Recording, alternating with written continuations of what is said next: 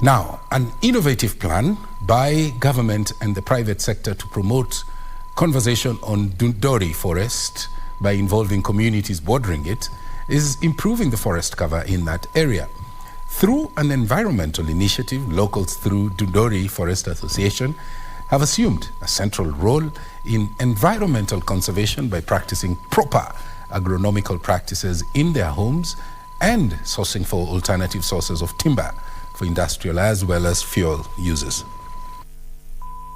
For years now, environmental stakeholders drawn from both the government and the private sector have been incorporating locals in Dundori, Nakuru County, with an aim of curbing illegal logging and stem forest fires, two of the biggest threats to the resource. The Kenya Forest Service, International Tree Foundation, ITF, and Wezesha community-based organization jointly designed to promote conservation of Dundori Forest, which is now improving the forest cover at Dundori. We listen so much, and we are able to address the felt needs of these communities in relation to food.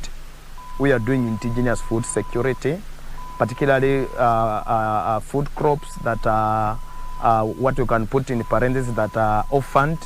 These are drought resistant. We are able to empower communities so that they are able to restore and propagate and cultivate these fruits. Environmental stakeholders have been providing funds to pay community members who are engaged as laborers in carrying out certain environmental conservation jobs in the forest.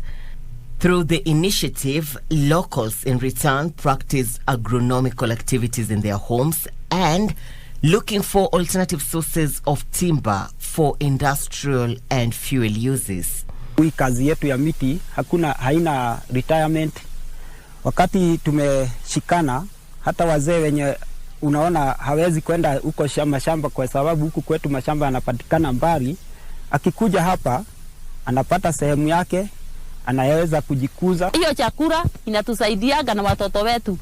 Saa ingine tunapanda viazi na sasa nimepanda jugu ile nitauza na isaidie mimi hata watoto wangu. The initiative has sensitized at least 3,600 members of Dundori Community Forest Association on climate change, offering training on afforestation initiatives and helping them to find alternative sources of livelihoods that do not destroy the forest. We are trying to conserve the area so that they can have they can have enough water that they can be used for their domestic use.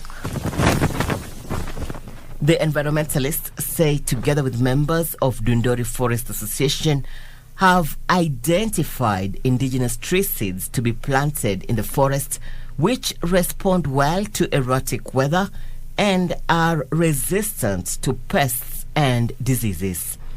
The venture also aims to identify and map rare and endangered indigenous Kenyan tree species in Nakuru County. Irene Mchuma Udem, The Legends Edition.